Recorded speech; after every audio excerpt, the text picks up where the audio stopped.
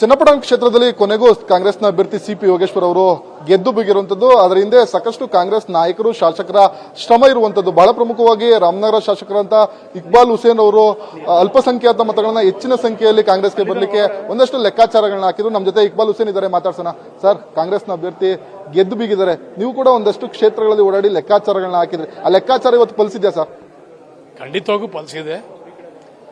ಈ ಫಲಿತಾಂಶವನ್ನು ನಾವೆಲ್ಲರೂ ಕೂಡ ಮೊದಲೇ ನಿರೀಕ್ಷಣೆ ಮಾಡಿದ್ವಿ. ನಾವೆಲ್ಲರೂ ಕೂಡ ಈ ಮತದಾರರು ಇವತ್ತು ನಮ್ಮ ರಾಜ್ಯದಲ್ಲಿ ನಮ್ಮ ಮುಖ್ಯಮಂತ್ರಿಗಳು ಮಾನ್ಯ ಉಪಮುಖ್ಯಮಂತ್ರಿಗಳು ಕೊಟ್ಟಿರುವಂಥ ಕಾರ್ಯಕ್ರಮಗಳು ಇವತ್ತು ವಿಶೇಷವಾಗಿ ನಮ್ಮನ್ನು ಕೈ ಹಿಡಿದಿದೆ. ಇವತ್ತು ಏನು 5 ಗ್ಯಾರಂಟಿ ಇದೆಯಲ್ಲ, ಅದು ಇಡೀ ಭಾರತ ದೇಶದಲ್ಲಿ ಯಾವ ರಾಜ್ಯದಲ್ಲೂ ಕೂಡ ಇಂಥ ಒಂದು 5 ಗ್ಯಾರಂಟಿ ಕೊಡಲಿಲ್ಲ, ಕೊಡೋಕೆ ಆಗೋದು ಇಲ್ಲ.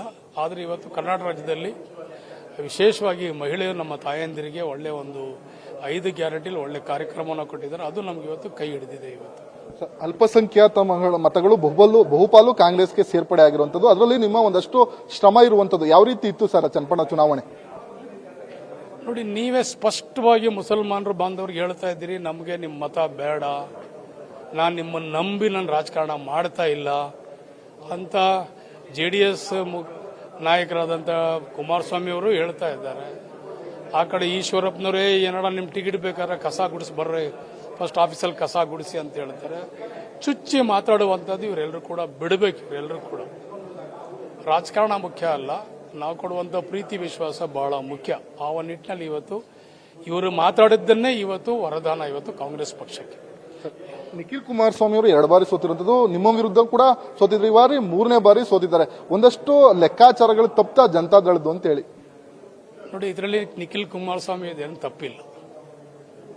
ಅವರ ತಂದೆ, ಅವರ ತಾತ ಮಾನ್ಯ ದೇವೇಗೌಡರು ಅವರು ತಗೊಂಡಂಥ ನಿರ್ಧಾರಗಳು ತಪ್ಪಿದೆ.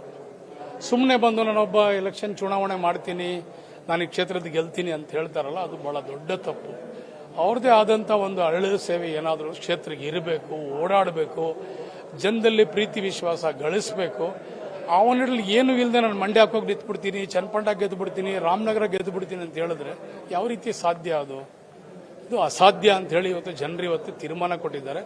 ಯಾರೇ ಆಗಲಿ ಮೊದಲು ಬಂದು ಕ್ಷೇತ್ರದಲ್ಲಿ ಒಂದು 3-4 ವರ್ಷ ಅವರೆಲ್ಲ ಕೂತು ಜನಗಳಲ್ಲಿ ಬೆರೆತು ಏನಾರ ಅಳಿಲು ಸೇವೆ ಮಾಡಿದ್ರೆ ಅವ್ರದ್ದೇ ಆದಂಥ ಒಂದು ಏನಾದರೂ ಸಾಕ್ಷಿ ಗುಡ್ಡೆ ಕೊಟ್ಟರೆ ಜನ ಇವತ್ತು ಒಪ್ತಾರೆ. ಇವತ್ತು ಇವ್ರದ್ದು ಏನೂ ಇಲ್ಲ. ತುಮಕೂರಿಗೂ ನಿಂತ್ಕೋತೀನಿ ಅಂತಾರೆ, ಚಿಕ್ಕಬಳ್ಳಾಪುರಕ್ಕೂ ನಿಂತ್ಕೋತೀನಿ, ಮಂಡ್ಯಗೂ ನಿಂತ್ಕೋತೀನಿ, ಎಲ್ಲಿ ಬೇಕಾದರೂ ಸೈ ಅಂತಾರೆ ಇಡೀ ರಾಜ್ಯದಲ್ಲಿ. ಇವತ್ತು ಅದನ್ನು ಬಿಡಿ, ನೀವೆಲ್ಲರೂ ಆ ರೀತಿ ನಡೆಯಲ್ಲ ಇವತ್ತು ಮತದಾನ ಅಂತೇಳಿ ಇವತ್ತು ಮತದಾರರು ಇವತ್ತು ತೀರ್ಮಾನವನ್ನು ಕೊಟ್ಟಿದ್ದಾರೆ. ಇವತ್ತು ಸರ್, ಚನ್ನಪಟ್ಟಣ ಚುನಾವಣೆ ವೇಳೆ ಒಂದಷ್ಟು ಒಕ್ಕಲಿಗ ನಾಯಕತ್ವಕ್ಕೆ ಜಟಾಪಟಿ ಆಯ್ತಾ ಅಂತೇಳಿ ದೇವೇಗೌಡರು ಕೂಡ ಮೊಮ್ಮಗನ ಪರವಾಗಿ ಹಗಲು ರಾತ್ರಿ ದುಡಿದ್ರು. ಕುಮಾರಸ್ವಾಮಿ ಇಡೀ ಕುಟುಂಬ ಬಂದು ಚನ್ನಪಟ್ಟಣದಲ್ಲಿ ನಿಂತಿತ್ತು. ನೋಡಿ, ಇಲ್ಲಿ ಯೋಗೇಶ್ವರರು ಒಕ್ಕಲಿಗರನ್ನೇ, ನಿಖಿಲ್ ಕುಮಾರಸ್ವಾಮಿ ಅವರು ಒಕ್ಕಲಿಗರನ್ನೇ. ಇಲ್ಲಿ ಒಕ್ಕಲಿಗರು ಈ ಚುನಾವಣೆ ಎಲ್ಲ ನಡೆದಿದೆ. ಇವತ್ತು ಕಾಂಗ್ರೆಸ್ ವರ್ಸಸ್ BJP ಮತ್ತು JDS NDA ವಿರುದ್ಧವಾಗಿ ನಡೆದಂಥ ಚುನಾವಣೆ ಇದು. ಇಲ್ಲಿ ಒಕ್ಕಲಿಗ ಪ್ರಾಬಲ್ಯ ಅದು ಇದು ಯಾಕೆ? ಒಕ್ಕಲಿಗರಿದ್ದಲ್ಲಿ 1 ಲಕ್ಷ 5,000 ಮತ ಇತ್ತಲ್ಲ, ಅವ್ರಿಗೆ ಒತ್ತು ಬಿಡ್ಬೋದಾಗಿತ್ತಲ್ಲ ಅವರೆಲ್ಲರೂ. ಆ ರೀತಿ ಆಗಿದೆಯಾ? ಎಲ್ಲೂ ಇಲ್ಲವಲ್ಲ. ಅವ್ರಿಗೆ ಎಷ್ಟು ಜನ ಪ್ರೀತಿ ವಿಶ್ವಾಸ ಇದೆ, ಅದಕ್ಕೆ ಇನ್ನೊಂದಷ್ಟು ಜಾಸ್ತಿನೇ ಕಾಂಗ್ರೆಸ್ ಪಕ್ಷದ ಪರವಾಗಿ ಒಲವನ್ನು ತೋರಿಸಿದ್ದಾರೆ. ಇಲ್ಲಿ ಒಕ್ಕರ ಪ್ರಾಬಲ್ಯ ಅನ್ನೋದಲ್ಲ, ಇಲ್ಲಿ ಅಭಿವೃದ್ಧಿ ಕೆಲಸಗಳು ಮುಖ್ಯ.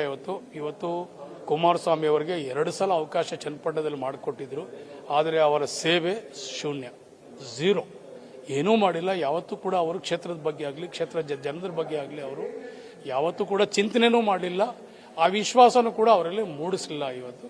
ಸೊ ಆ ನಿಟ್ಟಿನಲ್ಲಿ ಇವತ್ತು ಜನ ಒಳ್ಳೆ ತೀರ್ಪನ್ನು ಕೊಟ್ಟಿದ್ದಾರೆ.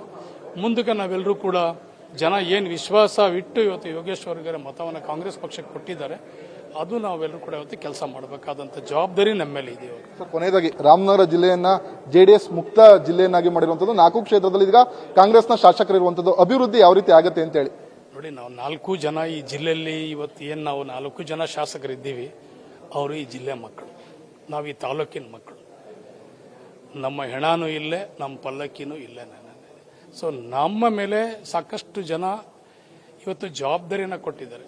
ನಮ್ಮ ತಾಲೂಕಿನ ಮಕ್ಕಳು, ನಮ್ಮ ಜಿಲ್ಲೆ ಮಕ್ಕಳು ನಮ್ಮನ್ನು ಜೊತೆಲಿ ಇಟ್ಕೊಳ್ತಾರೆ, ನಮ್ಮ ಜೊತೆಲಿ ಬೆರೀತಾರೆ, ನಮ್ಮ ಕೆಲಸ ಮಾಡ್ತಾರೆ ಅನ್ನೋದನ್ನ ನಂಬಿಕೆ ಇವತ್ತು 4 ತಾಲೂಕಲ್ಲಿ ಇವತ್ತು 4 ಕ್ಷೇತ್ರದಲ್ಲಿ ಇವತ್ತಿದೆ. ಅದನ್ನು ಉಳಿಸ್ಕೊಳ್ತೀವಿ.